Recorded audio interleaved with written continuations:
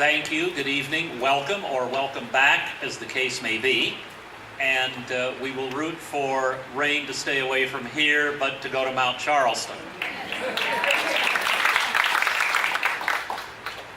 We are going to be talking mainly tonight about the Stardust Hotel, and the people on this panel either worked there, had an association with it, or studied its history. I get to state for the record that Lefty Rosenthal personally fired my father. My father also has an alibi for the night Lefty's car blew up. But I'm going to ask the three showgirls we have on the panel to tell us their stories, how they ended up being showgirls in Las Vegas, and I thought we'd start with Rusty Taylor Feuer. You're going to love this story. Okay, good. Lefty Rosenthal fired your dad, right? Yes. Well, I used to have Russian wolfhounds, and I also worked on, I also was interviewed on his show, right? Guess what my dog did right behind his chair one time on live TV? Is that good or is that good? Whoop. It could only have been better. It could only have been better. Here. I got it. Take off. Okay. It could only have been better if it had been on Lefty. Now. Oh, it was close enough. Close Trust enough. me, it was close enough. The aroma did change the atmosphere of the conversation we were having. Good. Yes. Good. Yes. Okay. Good. I feel better knowing that. Yes. How did you wind up working out here? Oh my God. Okay. I'm from Canada. Okay. And I spent 3 years in the military, the U.S. Army down here. If you can imagine me protecting you for 3 years, okay? Hey, don't laugh. I saved 300 men. I shot the cook. Okay.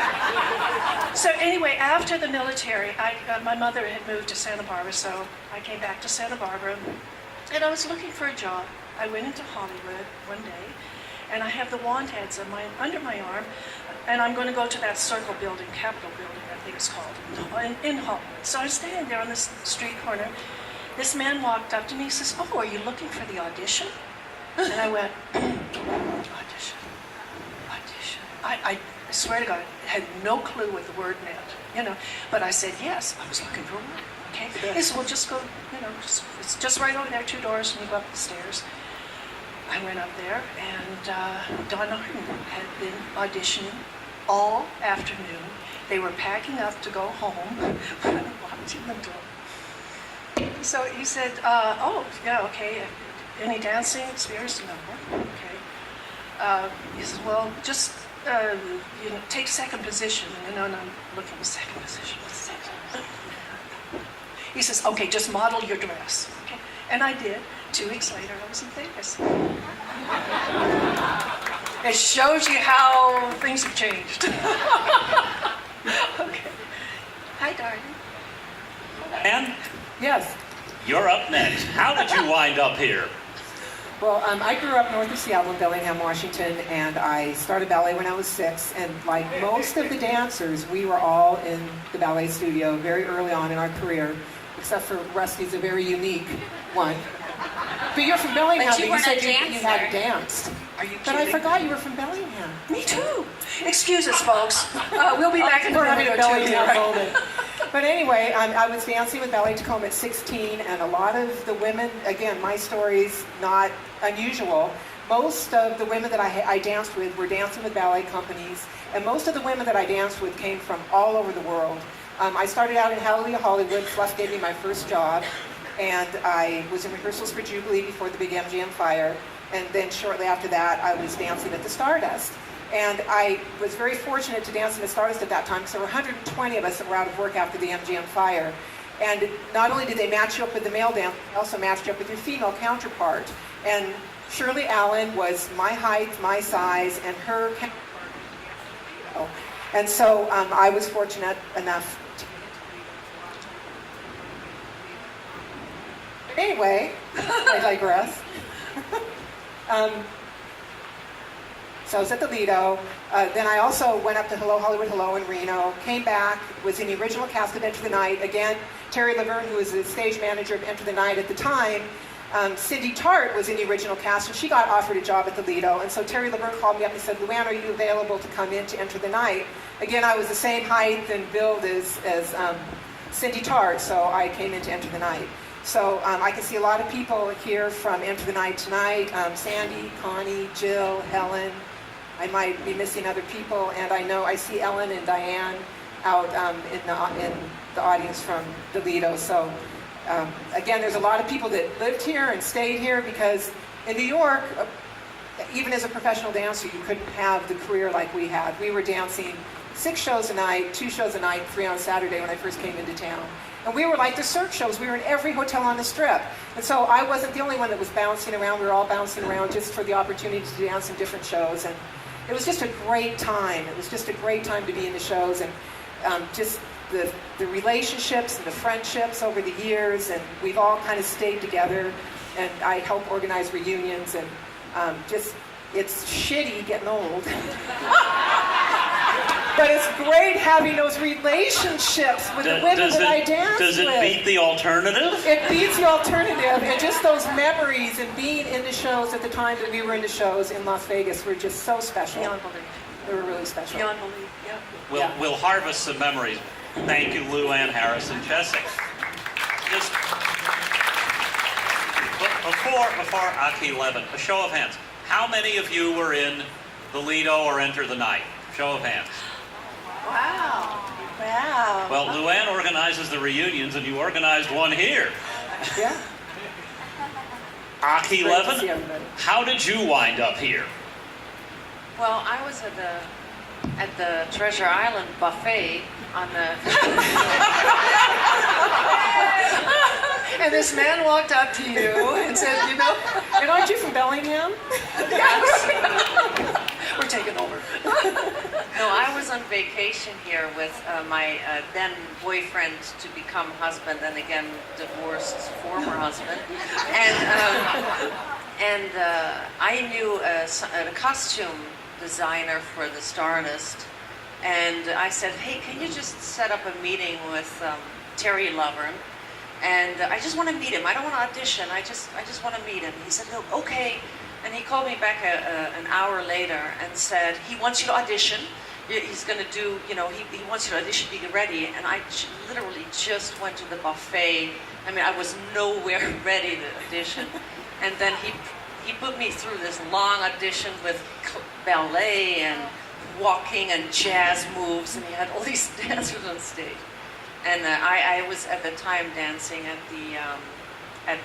which was the equivalent of La Femme that used to be in the MGM, at the original La Femme in Paris. And so I was just on vacation here, and then he said, why don't you just come here, And then and so a year later I came over to Vegas. So that's how that came about. Nothing like that ever happened to me at a buffet. I'm going to a buffet tomorrow. I'll meet you there. The Senior Follies. I'd be in the Follies. We also have 2 historians on the panel who've studied a great deal of the history of showgirls in Las Vegas, and I'll start with Joyce Marshall Moore, who is an archivist at UNLV Special Collections. How did you get into this subject? First of all, I know everyone's shocked that I was not a showgirl.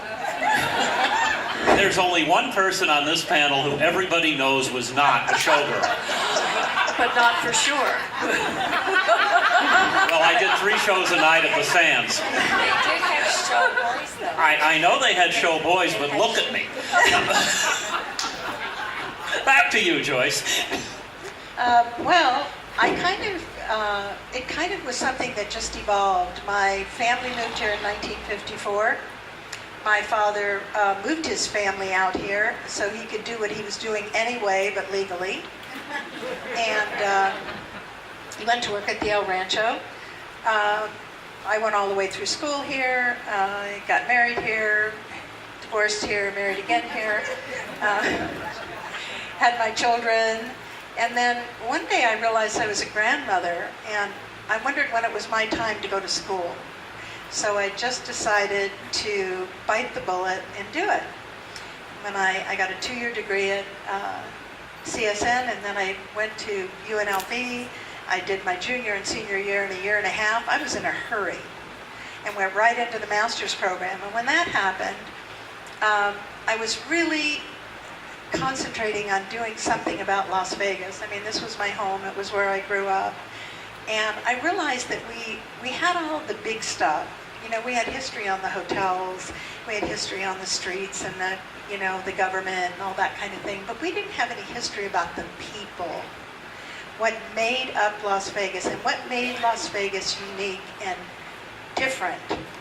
And so I realized that if we were going to get a real comprehensive pictures, especially of the 40s, 50s, and 60s when the boys ran the town, that we would have to start doing some oral history.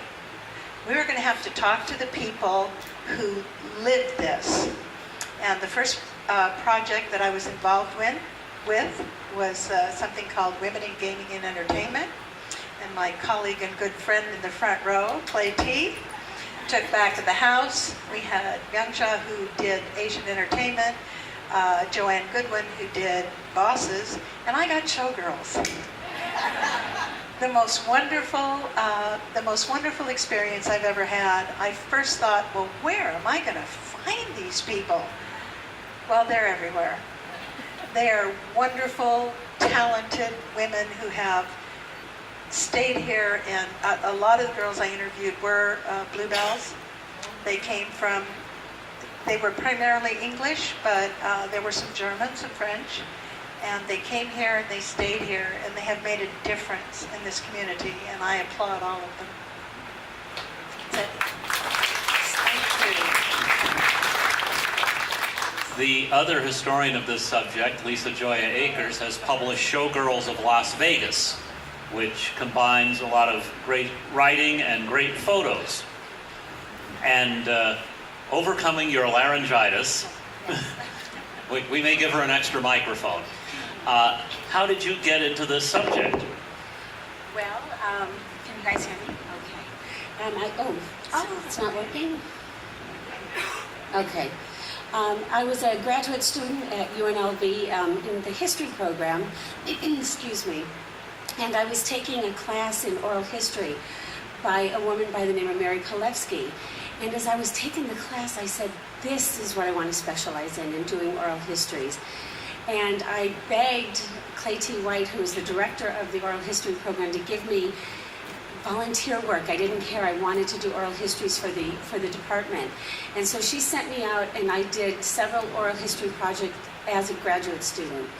When I graduated from UNLV with a master's in history, I just started looking for projects and doing a lot of local history projects. And Arcadia Publishing contacted me and gave me several options or topics that they were interested in publishing. They do a lot of local and regional history books. And one of them was about a neighborhood, one of them was about vintage Las Vegas, and then they said, would you be interested in Showgirls? Well, I have been in Las Vegas for 25 years and I've met lots of people. And if you've been here for a long time, you'll know Las Vegas, even though it's the entertainment capital of the world, is a very small town. Would you agree? You know everybody here. And so I was fortunate to know lots of old timers. And I did know a few Showgirls, and so I knew that I would have at least some resources to be able to pick from. In addition, I was very connected with the university and the Special Collections Archive, so that was a topic that I was interested in. I became even more interested as the project went on. Just meeting, for me, and just like Joyce said, talking, having the opportunity to talk to the people who lived the history. As historians, a lot of times when we do research, we're looking at sources of somebody else's writing. In my particular case, doing the Showgirl book, I was able to actually talk to Showgirls who had lived and provided the stories for me. And I mean, that was priceless. And so that's how that came about. And we would actually, especially because with Rusty here and her entertainment connections, we're actually interested in taking it further and maybe doing a documentary film, because little tiny book that I did, I left out so many people, so many stories, and so much of the Showgirl history. So I just really think that Showgirls is the icon of Las Vegas. I mean, so many people, and they're still on the Strip.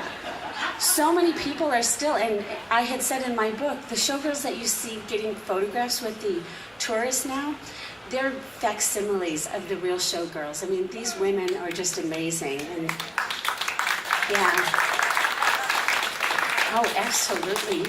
And I will just share a little story. My daughter, I'm 5'3", and I talked about Showgirls so much, and one of my daughters said, "Mom, it's all you do is talk about Showgirls. Do you want to be one?" And I was like, "No." But then I started interviewing, and I did this story, and I was like, yeah, I would love to have been a Showgirl. I think amazing stories and just what they have done with their career. And once their Showgirls career was over, they went on to do even more amazing things. So I applaud you guys, and thank you so much for being a part of my story. Oh, that's beautiful. Thank you. Okay, there are amazing stories. We want to hear some amazing stories. Somebody said to you, what's the most amazing story about your career as a showgirl? Can you pick one? One? Yeah, Lisa's story of her career as a show. I don't have one, but I don't have a story. So, Luann, Akke, Rusty, what story would you want to tell? What do you want them to know? It's really hard, right? Where do we begin, right? Yeah, just to pick one amazing story, because there were so many amazing people in the entertainment industry. There were so many women that we met, and we traveled together and worked into shows together. And I was thinking about this. I keep saying women, and I started thinking, well, what about the men? And there were more women than men in the shows, but I started thinking about when I came to town in 1979 and in the early 80s, that's when AIDS came into the community. And we started losing a lot of those guys. And they were so talented. And when we organized a reunion at the Stardust, we brought 650 people back together again before they exploded the hotel, and all of our history went up in smoke. But we had put together a memorial, and we had a banner going along the wall of all the people that we lost to AIDS. So that was a really sad time. But there were also wonderful times too, right? I mean, what job could you have where, I loved the theme song, and Don Arden always did a theme song. It was called A Pretty Girl is Like a Melody.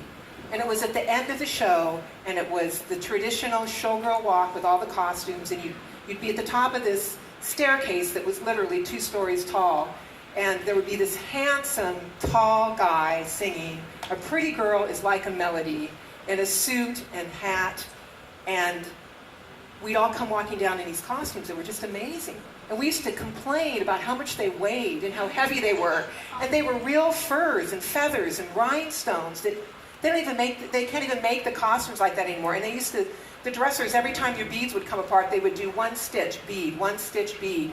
And as I progressed into shows later on, they have lost the art of that stitching. They do like 10 stitches, 1 stitch, 10 beads, 1 stitch, 10 beads. So if one string broke, all these beads would fall onto the floor, and not only were you losing those beads, they were slippery. But I digress, and back to that song of A Pretty Girl is Like a Melody, and just wearing those costumes, and the music and the sets and the lighting, and just collectively, everything that came together, and live musicians. When I was in the show, there were live musicians. And in Reno, they were in the basement, and you couldn't even see them, but they were there, right? And at the Stardust, they were over on the side, and you could see them. And talk about the Stardust, that passerelle. The passerelle was so much fun to work, and it added so much more room onto the stage as a performer and being intimate with the audience. And then sitting in the audience later in the years when it was a Wayne Newton showroom theater, I remember I sat right on the passerelle, and Wayne would work that passerelle, and he'd walk by and kiss all the girls' hands, and there was just something about more this. than that. Unfortunately. So do you have a story about Wayne Newton? You were never in the audience. We came down the passerelle and tried to kiss every lady on the mouth. It was just right? Has anyone ever been in the show? No? It didn't save Casa de Shenandoah. Lisa, you wanted to. Well, I just wanted to say, as somebody who did the backstory, you guys went to work every night and you dressed in these amazing costumes and you talked, you danced with Frank Sinatra and everything, and then you went home and you took care of the kids. And you had, while you were dancing, you still had the same issues and thoughts that every woman has, but you were these iconic goddesses on stage, and I thought that was just like a really neat part of the story, to be able to talk to the showgirls and to hear those kind of stories too. So Yeah, it was also a great job. You would have 2-hour breaks in between your shows, so a lot of people were going back to school, like Akke's a lawyer. So you had all that time to study, and because we knew when we got into our 30s that you had to make that transition into another career.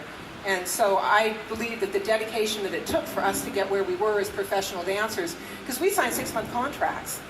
And every 6 months, you'd re-audition for your spot, and there could be 200 people at those auditions for maybe half a dozen spots. I mean, we were the Cirque shows. We were in every hotel on the Strip, and you could make a living as a dancer. You could own your home. You could, like I said, you could raise a family. You could go to college. And then those skills that it took for us to even get to where we were as professional dancers, I think, took people into, careers as lawyers or real estate agents or other, jobs in the community. And I think a lot of people stayed in the community too, because Vegas is a great town. Rusty? Well, Luann was talking about a pretty girl. It's like a melody. Okay. Well, I was out of tune. I think I held the record for falling down, off, whatever stage. Opening night. My first opening night, right? I wear a size 11 shoe. Please don't tell anybody, okay? But at that time, they only came to size 10.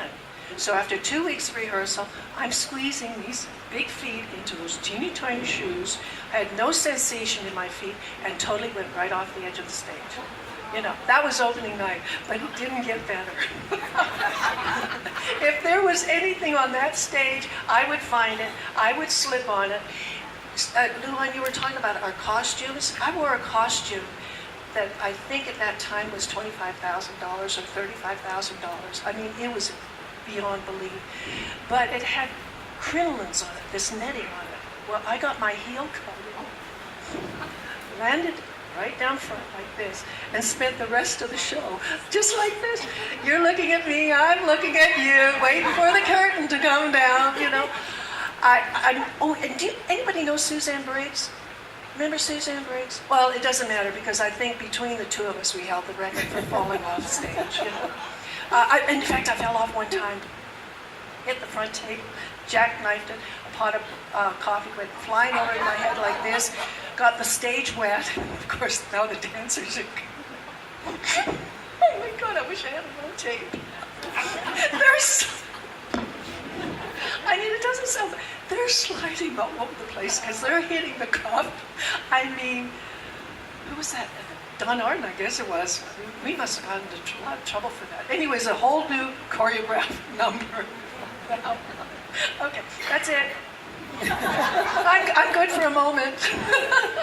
Okay. No, and what were the screw-ups in the show? Beyond Rusty, landing in the front row on every show. Do you two remember things that just went so wrong? I usually like to have the image that I would uniform graceful, right? Well, I didn't say you did it. For example, if you have another story of Rusty falling into the front, go right ahead. Oh, no, I don't, because I didn't work with Rusty, but I do remember one time in African number, and the elephants. And I never got to ride the elephants, but the leads would ride the elephants, and they would come out, onto the passerelle, and there would be a whole procession of us following. And I remember Shirley Allen was in front of me, and we had these pigeons that they dyed orange and green and different colors, and she was dancing in front of me, and she tripped. Her Hermie caught a lip on stage, and you don't see those stages, but those stages, they're opening and closing, and sets are coming up, so there really are big cracks literally in the stage. And we had, we wore 2.5-inch heels, and we had, what did you call them, where they had Those metal things? those metal things so that you wouldn't break your heel. And Shirley's foot went into a crack on the stage, and she fell forward, and her birds off their their little stick and flew into the audience. And we, it was like almost, we all were trying to stop so it wasn't a domino effect, so we didn't like trip over Shirley. Kind of went around her. Shirley, if you hear me. But, and you needed things to laugh about sometimes, right? Because you did the same show night after night after night. So when somebody did trip or fall, you couldn't help. It's really funny. Akke? Well, I was perfect, of course. I don't know They what all they think were I want them to admit they screwed up. You can tell it on other people. No, but I mean, see, I never worked with Sandy, other than her coming to clean up the choreography between shows. No, I mean, sure, things happen, but for me, the best memories were backstage. To be honest with you, I mean, we have like three stagehands from the Stardust here in the audience, and Would you three yes, please, make so make your presence felt? Now we can. Come on, both of you.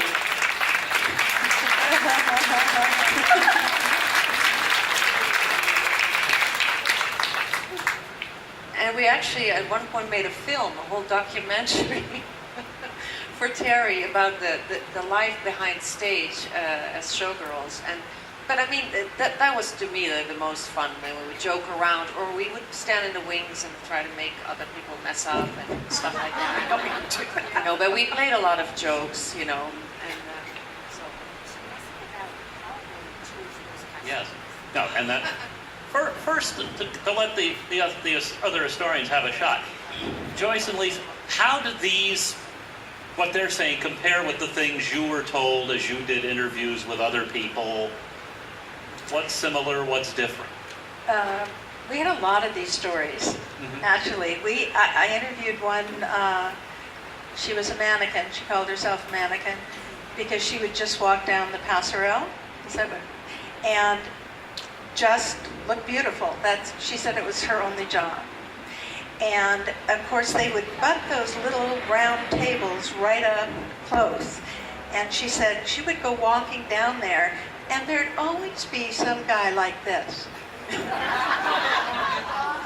And she said she got very good at kind of squatting and turning fast and just clearing his table. She said that was one of her favorite things to do. Can I add to that? Rusty's going to add. Okay, let me add to that. The same thing that was happening, I did a show called Viva the Girls at the Dunes, and it was a very small stage. Part of it was about this, and same thing, the guy was, oh, look at her boobs, oh, she's got this kind of thing. So the light goes down, all of a sudden we are speaking, and one of the dancers has her big fan, and she's whacking him over the head as the lights are coming.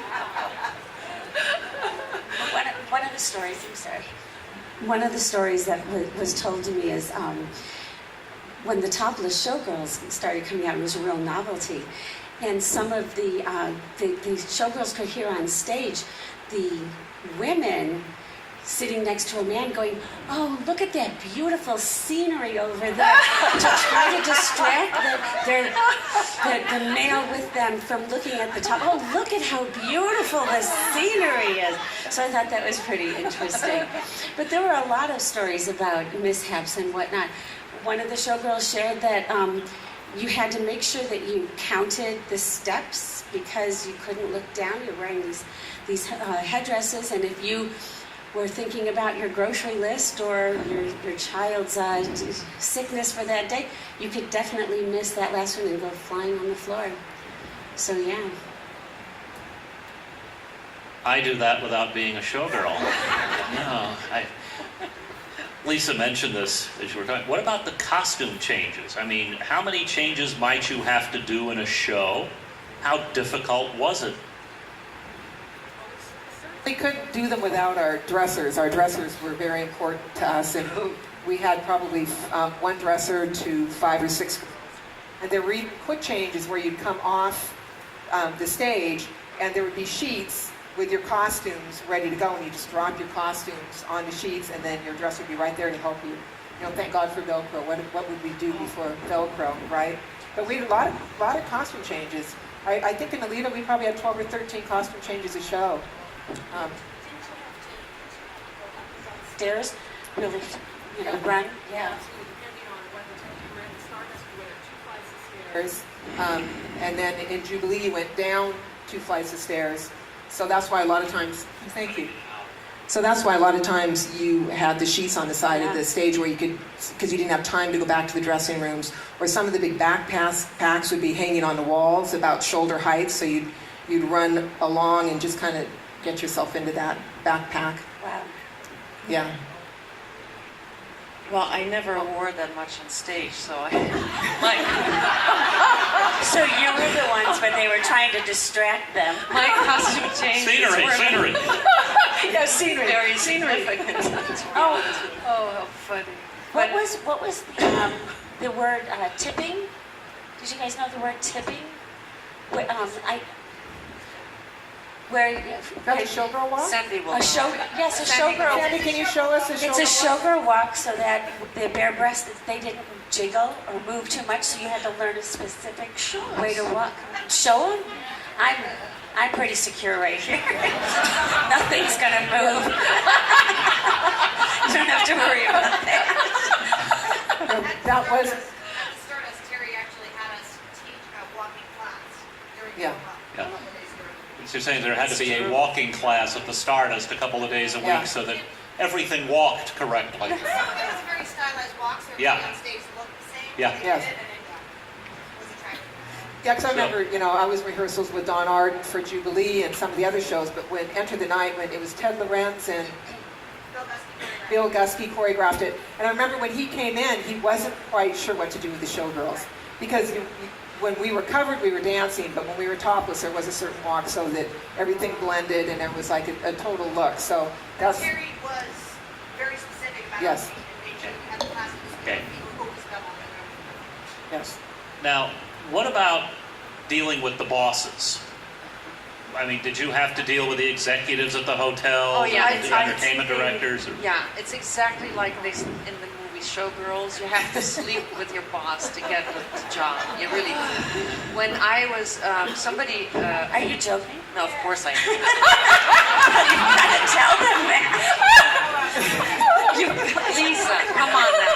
Because nobody shared that with me. I was trying to give you my best naive, innocent, straight man look. So, No, I'll tell you a funny story though. As a costume designer for our show, Stephen Yerig, I think it was Stephen Yerig, by the way. I don't want to misquote anyone, but he had taken a taxi. He came from the airport, and he's like, "Okay, I need to go to the Stardust." And the taxi driver said, "Oh, the Stardust. What are you doing there?" And he said, "Oh, I'm a costume designer." And oh wow, he said, for that show, he said, he said, do you know that girl, I used to, in my days, 20 years ago, and when I started Stardust, I was on the billboards, and he said, so do you know that girl on the billboard? And he said, well, yeah. He said, I'm designing dresses and stuff for her and the whole cast. And then the taxi driver said to him,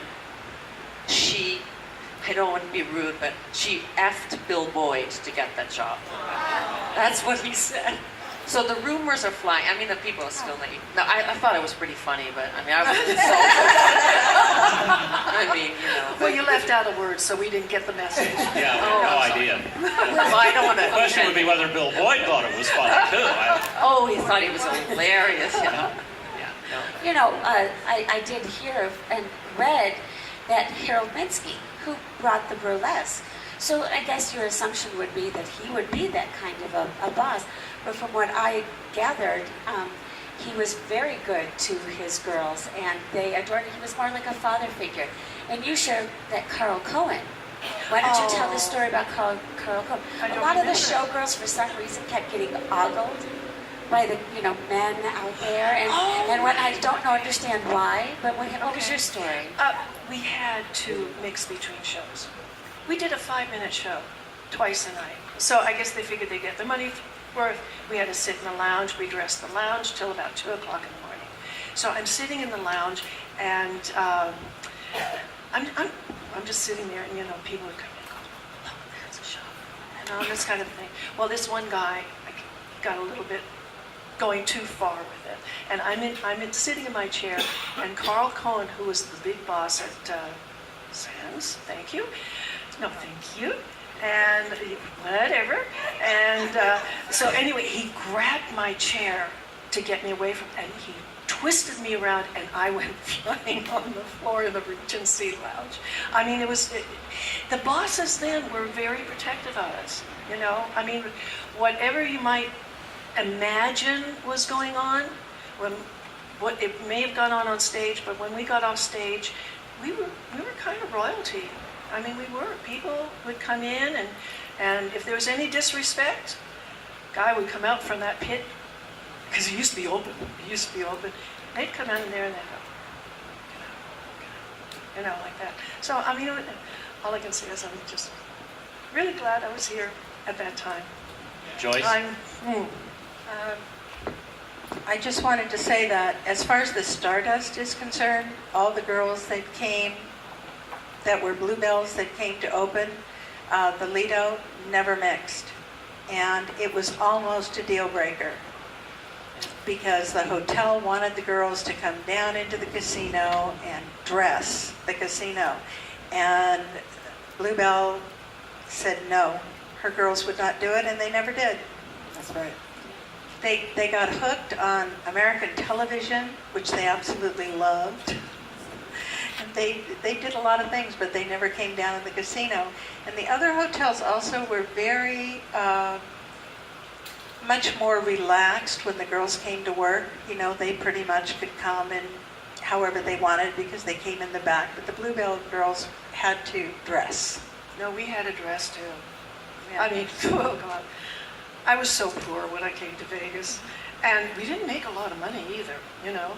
So I saved up. It took me a while to do it, and I saved up, and I finally went to Magnets. It was H Magnets or some other I Magnets or something. Joseph Magnets. No, it wasn't Joseph. It was another guy. I But lived with anyway, Joseph I Magnets. finally, was it Isaac? I Magnets. Okay. Magnets. This is important. I mean, that's important. We got to get this straight. But anyway, I bought this cocktail dress. It cost me my whole week's wages, and I think I wore it for about 5 months. You know, anybody coming back saw me in the same thing. You know, couldn't afford it. You know, you've shown how much you enjoy this. What did you love the most about your work? And then what did you hate? And hate. We're going to get to hate. I thought I'd start with love. I was Goldie Hawn when I came here. Remember Private Benjamin? I got out of the Army. There has to be a sequel. Private Benjamin Goes to Vegas. I mean, I was a lane break. I mean, I came from Bellingham, but I wasn't as sharp as her. That's for sure, you know. And I just kind of went with the flow. I wasn't a swinger. We used to have to sit in the lounge. I would sit in that lounge and watch the same acts over and over again, and it was a glorious But time. it took your career. You worked. What career? You did the television show from. Oh, that was later. You know, but you did. It took you far. You know, far. My life is serendipity. You couldn't write it. I mean, you could not write how.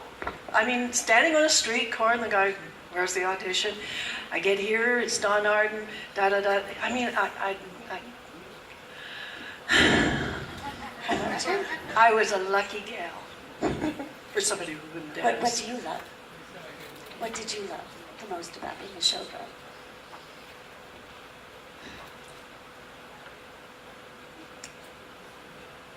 That it's just such a different life, and it's very difficult to explain. But the whole, like again, Backstage. I forgot to say, but there's also 3 showgirls here from Stardust that I danced with: Jill, Helen, and Carrie here. But I mean, it was just the whole. Sure, it was great to be on stage, but I like the whole ambience. There's just nothing like being backstage in a show, I always think. And when I had to start working in a law firm, I had to go a long time to adjust. I thought, why am I walking through a hall with papers in my hand and a notebook? And it was just, and the the fact that we have to wear suits, which is very difficult to adjust to. It's a whole lifestyle that you have as a showgirl. And I'll never forget when I first came to Vegas, it was in 91, I think, 91. And I met Laura Chamberlain outside. She was outside, and it was very hot. It was a hot summer like now, right now. And the girls were backstage, literally backstage outside. Some were taking a smoke, or some were just taking some air. And I thought, this is just incredible. You know, you're working on the world-famous strip, and then, for example, you know, in between shows, you can do whatever you want to do. You could go shopping if you wanted, if you could. After the show, if you needed false eyelashes, you could go to the stores because they're open 24 hours. And there seemed to be this whole dance community, and especially when we were still dancing, at least when I was, and that Luann was pointing out, is that, you know, we would do Golden Rainbow, and we felt very, very connected. And so there was this real dance community that doesn't exist anymore now. It's I mean, and God bless them. I mean, I love Cirque du Soleil shows, seen all of them. But this whole showgirl, you know, like the face of Vegas, we were the face of Vegas, it's gone. And that's why it's so wonderful that you have these neon signs here. This is a little bit of history that you're holding on to because it's been destroyed so much. So to me, it was just like being part of the excitement. And of course, it was great to be on stage, but it was more than that. It was the whole lifestyle and the ability to go to a different show or to call up friends and watch it, go and see friends in another show, for example, go to whatever. All of us would go to see the show at the Riv, for example, and it was exciting because your friends from a different show would be in the audience and that kind of stuff. It was the whole atmosphere, I think, that to me was the best part of it. Let me. You forgot to mention that at that time, all the stars would have a third show for the show kids, for the other entertainers on the strip. So there'd be this third show, and everybody would come to this third show, and sometimes it went on until 6 o'clock in the morning. One time, I can't remember who it was, but one time about 5:30, the curtains open, and the pit boss said, "The show is over." You know, I mean, let's face it, they needed they were waiting for the revenue out there. It was bedlam. It was pandemonium. We had Frank Sinatra might be in the middle of a song, and Buddy Hackett would walk over and do something zany or crazy. You know, I mean, I'm sorry you guys weren't there.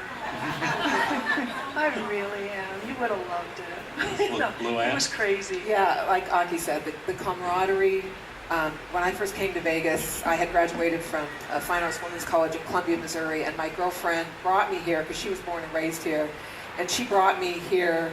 She wanted to make sure we got here at night so that when we came over that hill and those wide open spaces and you could see all the neon, and we drove up and down Fremont Street, and then her mom comped us into the show the next night, and I got a job, and it was just, you could make a living as a dancer. And just, like you said, the backstage camaraderie and just the friendships that we made over the years, and dancing with people from all over the world. It was just a really wonderful time to be in Las Vegas, and just a really magical time too. And we would come in the backstage door, and the elephants would be there, and you know, Siegfried and Roy's cats would be there. They were in the Lido with us, and you'd walk backstage and you'd do your ballet warm-up, and you'd start putting on the makeup, and all of a sudden you were creating this world, right? And it was your own little world, and it was just a really fun time. Yeah, the nice thing was also that you could do whatever you wanted to do during the day, Yes. and take class or whatever, study, and then at night you would dance, and then so you would still have your entire day, and you had some kind of a feeling that, wow, all the people who come to Vegas, we're kind of the life of the town, really, is what we are collectively, all the shows and the showgirls, and so it's kind of like, you know, you take pride in it, and people come and see you, and so. Yeah, and you got paid to stay in shape, right? And if you had a lousy day, it didn't matter. When you got there and you put on the costumes and the lights came on, you were there to entertain people, and all of a sudden you were happy. You know, you started smiling and dancing with your workers, and all of a sudden it was just a wonderful time. What's that? Oh, I'm not going to get in my bikini. and No, my no, you G-string. won't have to. Okay. You won't have to. We'd like you to, but you No, won't have no, to. you wouldn't. No, you wouldn't. Okay. You all should start sharpening your questions. I'm going to come out and make believe I'm Phil Donahue. But Carrie Tackett provided a couple of things here. Carrie, would you stand up? Do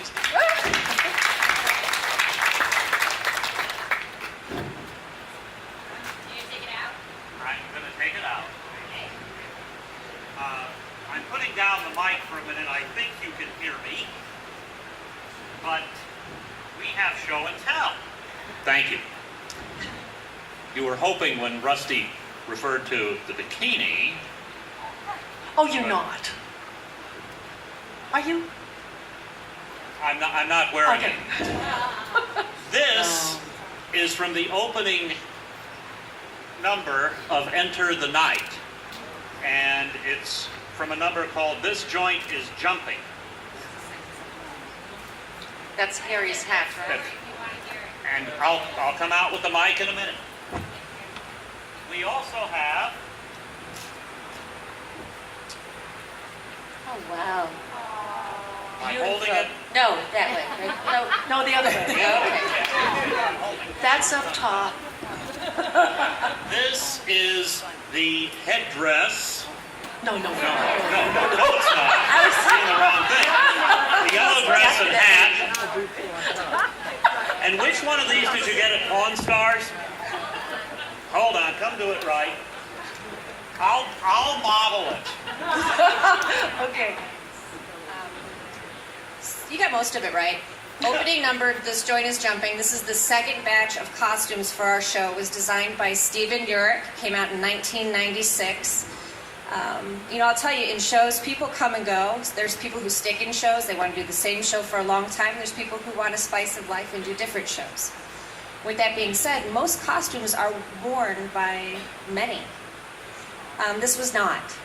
This was designed for me and my butt, honestly, which if you could see some pictures, it hangs out and there's just a bow. And I'm the only person who ever wore that costume on stage. Wow, and it's cute. And so Luann knows how I got it. Can we tell stories now that the hotel's closed? I can't go to jail or anything, right? No. Okay. They hired a company to auction everything off, including all of the jewelry and the costumes that we had worn for years. My son was 3 months old and I came in with an arm carrier like this. You were there. And I said to John, "Where's all our stuff?" And he goes, "It's boxed up for auction." I said, "Well, where?" And he put his keys down on the table and he said, "They might be upstairs in the old boys' dressing room. I'm leaving." Luann and I ran upstairs and I'm sorry, I stole it. Good for you. The headdress is original, from the original opening of the show. And what's cool about that is my girlfriend Joy was watching TV one night and watching Pawn Stars. And they had, no, it's the one in the big red feathers. And she saw the hat along the top of one of his display cases. We were supposed to go down together, but she got really sick and I went down and I said, "Can I see those hats?" And I pulled one down and my name was on the inside of one. Oh, wow. So I asked if I could have it, and he said no. Came back with a scrapbook, all the pictures. I have tons of scrapbooks. I scrapped the whole reunion before Terry left. I scrapped Terry's performance after he passed.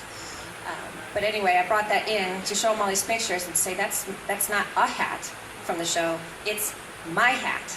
And I wore it for 7.5 years, and I would like it. He said no. And so we started arguing, and he said, "I need you to go to the back room." And we did. And we argued further and further. And I will tell you, I actually paid $325 for it. And he said, "I need you to sign a press release because I just videotaped our whole argument." I'm waiting for it to air. It's been like 1.5 years and it hasn't aired. I doubt it will, but anyway, it was kind of funny. So I paid for my own hat. Anyway. Thank you. We'll take up a collection. Yeah. You'd have thought we might have had juice with Chumley or something. Yeah. No. I love the old man. Hands up Questions? Okay, Clay T gets the first shot. Like,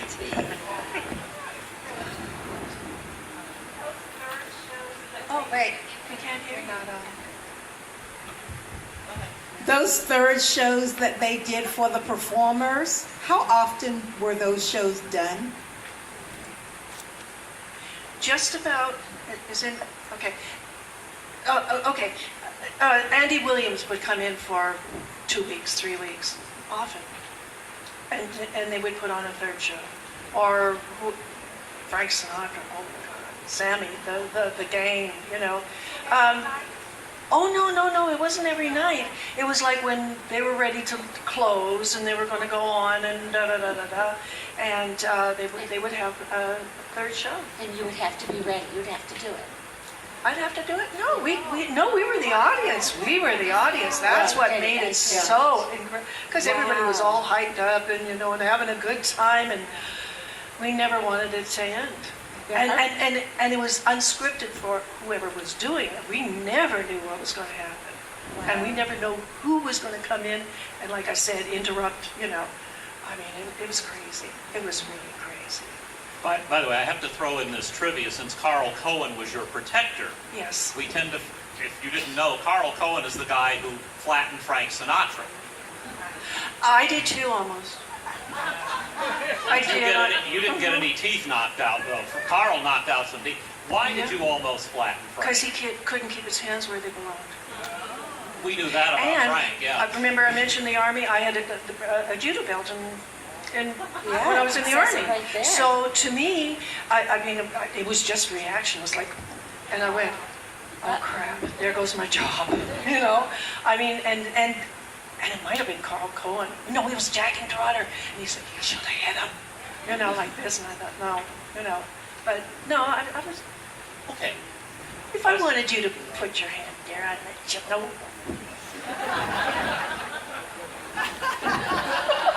You may not get to ask a question. No, go ahead. What years are we talking about, and why did it come to an end? I mean, what happened to the Showgirls? I'm not a native. Okay. Well- Anybody else want to? Well, you know that there's still a Showgirl show running at Bally's Jubilee, so it's still running. And so you can, and I did go see the show. It was after the book came out, and after I did all the research, and it was so cool for me, not having ever seen a Showgirl show before. It's just like the old days, so you really should take the opportunity to see the show. At Jubilee. I think it was a cost issue too. Yes. For a while there, they were bringing in headliners, which were less expensive than the big production shows. Just the cost of those shows. I remember when they opened up Hello Hollywood, Hello in Reno in 1978. That show cost $13 million. And didn't Don Arden say if he couldn't do it his way, the extravaganza, he just said, no, I'm going to stop. Yeah, he had really high standards too. I mean, the stage in Reno is still the largest showroom stage in the world today. It was the size of a football field. And we flew in on the wing of I think it was a DC-10. Boeing people came down and helped create that plane, and then they built that plane and built the stage around it. And the plane is still there. But they were very expensive shows. So I think... And then also every day on a daily basis you had to pay this huge cast, and the whole business became more corporate. And before it was okay, well, let's just get the people into the casino, let's just get them into the showroom, and afterwards they'll go gamble. And the show didn't necessarily have to make money. And then after that, when it became more corporate and the investors wanted to make money, they wanted everything to be profitable.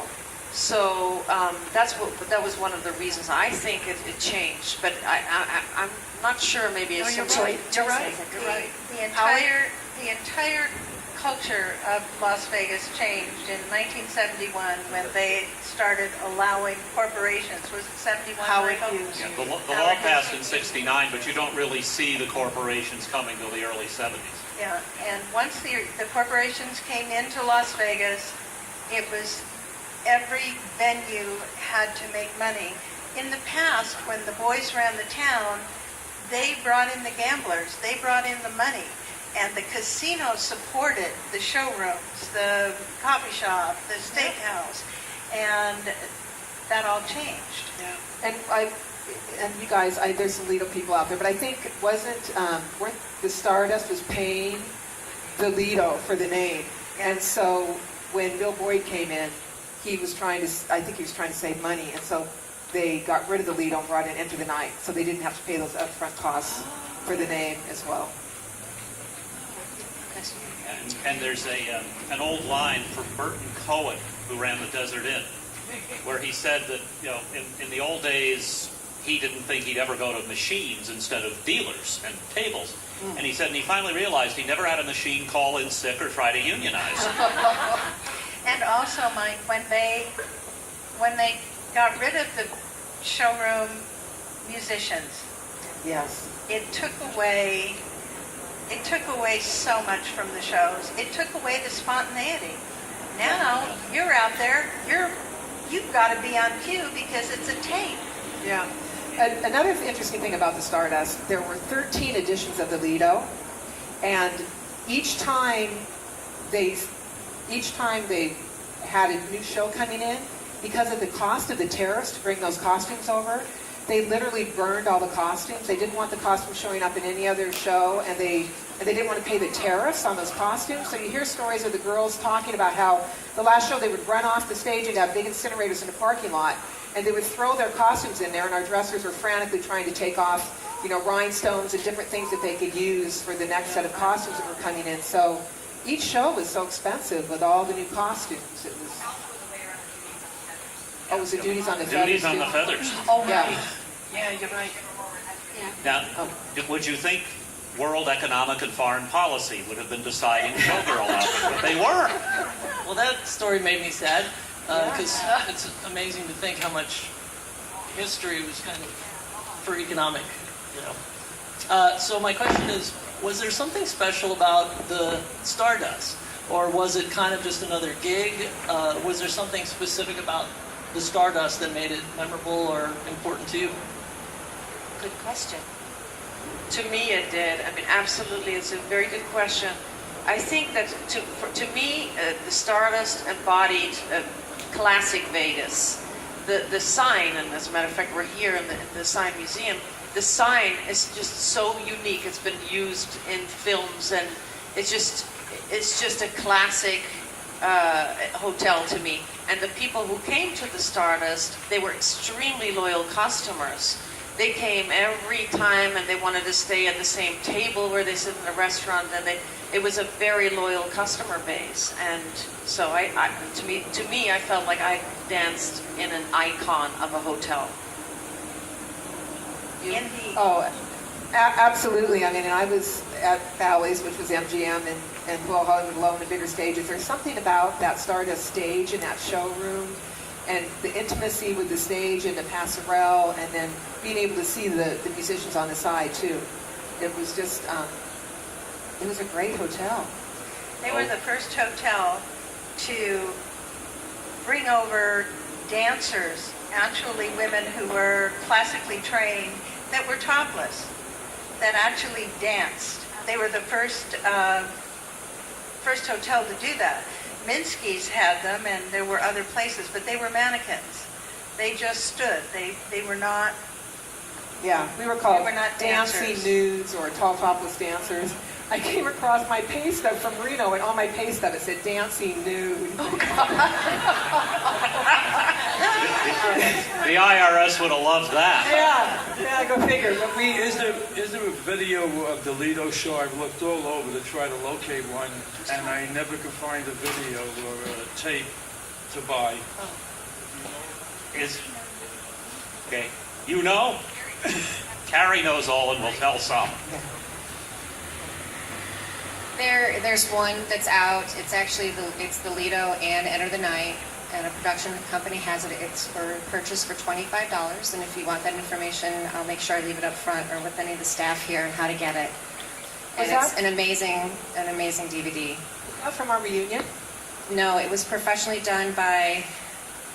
Oh, I'm going to forget the name right now. It starts as it plays. Actually, I have a copy of it in my car. But it's beautiful. It's the whole history of the Lido. It's Enter the Night from opening to close. I don't still know how I got it. I imagine I might have stolen it off Terry Laverne's desk. She stole it. I don't know, but it's beautiful, and I will make sure I can get that information for the front so that you can have access to it.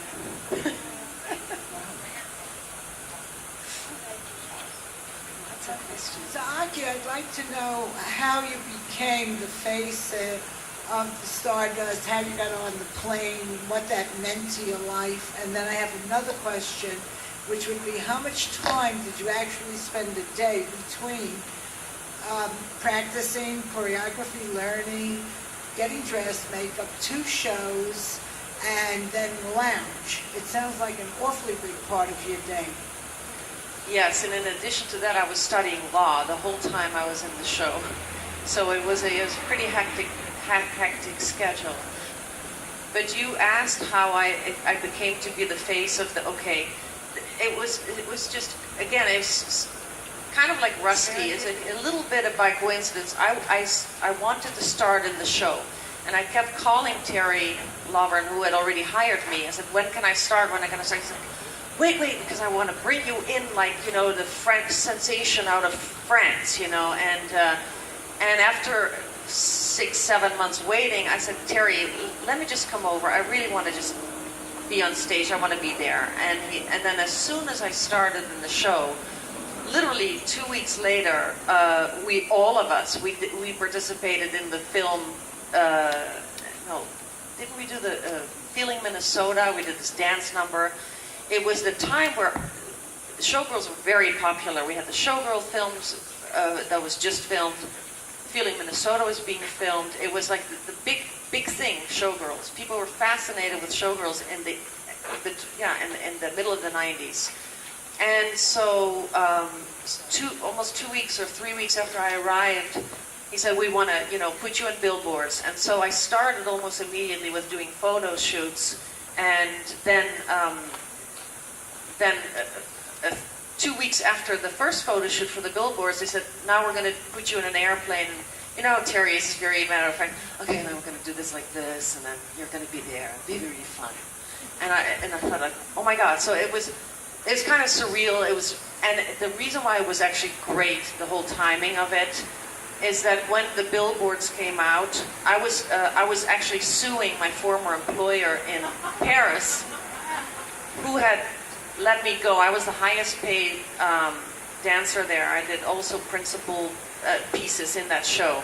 And the only reason I was let go, I was there too. I was the spokesmodel in the show in Paris and did all the promotional work there too. And I was the highest paid, and it was just an excuse to not have to pay me so much. So when the billboards came out, literally my lawyer in Paris had the trial 2 days after. And I took pictures of all the billboards, and my lawyer in Paris said, if these people in America, they have very high standards, and if they think she looks, because they had let me go, they said, well, her body starts showing weaknesses. They said that I didn't look as good, and I was 29. And he said, if they think in Vegas that she looks good enough to be on billboards, then I don't think it's pretty clear she was wrongfully terminated, and of course we won the trial. So that was a kind of a fun story around that. But that's how that came about. Again, it's kind of like that's the way people do things, business in Vegas. Like, let's do a photo shoot. Let's put you on the billboards, And it was fun because for the first time they put your name. I think that I was one of the first ones that had their name on the. So it gave kind of like a more personalized. Now, one more question. Who was the one that got to swim with the dolphins and got the top removed? I think that was Susan Hyatt. That was at Splash. It was at the hotel, Bally's. I think it was Susan. No, Splash, maybe the Riviera. They had a tank in the basement where the dolphins would be there, and they'd rehearse it. That wasn't at the Stardust, though. No, Bally's or MGM. Sorry.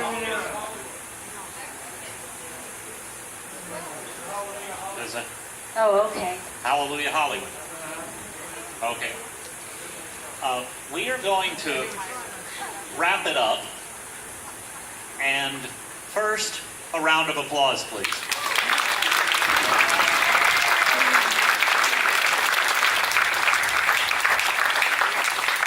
Now, don't go away. First of all, you are welcome to take a look around. There are lots of signs here. The panelists will be here if you want to talk to them, ask them questions, block their way from leaving. You go for it. In addition, there is a book, The Stardust of Yesterday, that came out a few years ago. It is available for sale in the lobby. Unfortunately, Lisa's book is not for sale in the lobby, but you need to go find it. Rusty, I believe, has some photos. I'd heard rumors to that effect. I don't know who they're of. Might have been Sinatra. But you can talk to them about that. We are going to be doing more times of the signs, and we hope you'll be back for those and that you'll be back to the Neon Museum as well. And we want to thank you for coming.